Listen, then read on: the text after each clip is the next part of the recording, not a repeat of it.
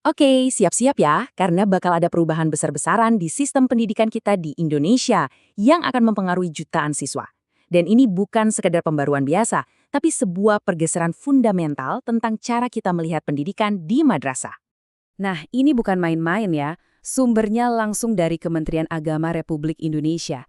Logo ini jadi penegas kalau yang kita omongin ini adalah kebijakan resmi berskala nasional. Bisa dibilang ini adalah momen bersejarah bagi pendidikan Islam di negara kita. Dan pegangannya apa? Ini dia dokumen kuncinya. Keputusan Menteri Agama atau disingkat KMA nomor 1503 tahun 2025. Semua yang akan kita kupas tuntas kali ini sumbernya ya dari dokumen resmi ini. Oke, jadi apa sih sebenarnya yang berubah? Apa yang nantinya bakal terasa beda buat para guru dan murid di sekolah? Yuk kita bongkar bareng-bareng. Pertama-tama KMA ini tuh apa sih? Anggap aja ini penyempurnaan dari pedoman kurikulum yang ada di tahun 2024. Nah, kata kuncinya itu penyempurnaan. Artinya ini bukan ganti total ya, tapi lebih ke evolusi yang tujuannya buat memperkuat mutu kurikulum madrasah biar makin relevan. Dan kapan ini mulai berlaku? Ingat-ingat ya, implementasi penuhnya akan dimulai di tahun ajaran 2025. Jadi semua sekolah punya waktu buat siap-siap. Terus, siapa aja yang kena dampaknya? Wah, ini cakupannya luas banget. Mulai dari anak-anak di Raudatul Atfal sampai yang di Madrasah Aliyah Kejuruan. Artinya, ya semua jenjang pendidikan madrasah bakal ngerasain perubahan ini. Oke, kita udah tahu apanya. Sekarang kita geser ke pertanyaan yang lebih penting. Kenapa? Apa sih filosofi di balik semua ini? Ada dua ide utama yang jadi motor penggeraknya. Nah, ini dia nih jantung perubahannya yang paling bikin saya penasaran. Ini kutipan langsung dari dokumennya loh. Pembelajaran mendalam dan kurikulum berbasis cinta. Dengerin deh namanya. Ini bukan sekedar istilah keren aja, tapi benar-benar jadi pilar utama buat pendidikan madrasah ke depan. Coba kita lihat bedanya. Di satu sisi ada pembelajaran mendalam.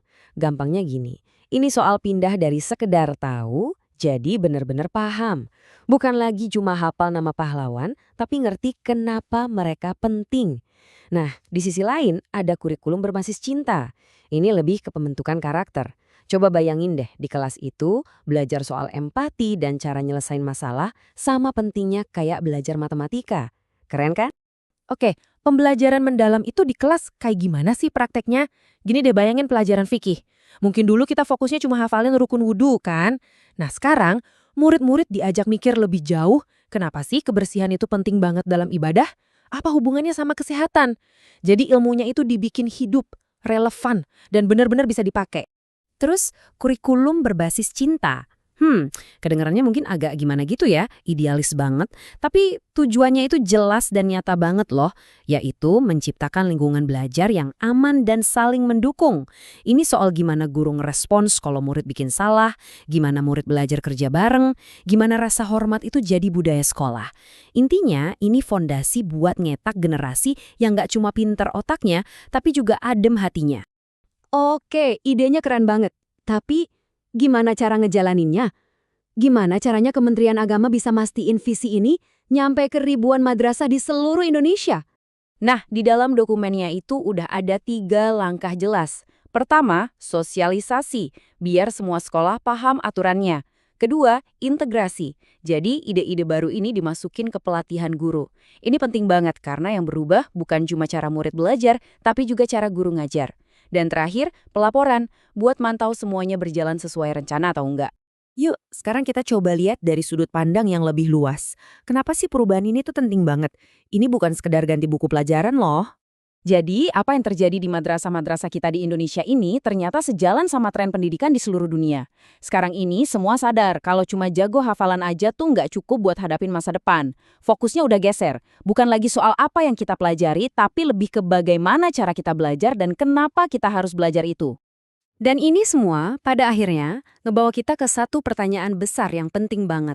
Gimana caranya kita ngajarin cinta dan pemahaman mendalam di dalam kelas setiap hari? Ini tantangan nyata ya, bukan cuma buat pemerintah, tapi juga buat setiap guru, orang tua, dan murid yang bakal ngejalanin ini semua.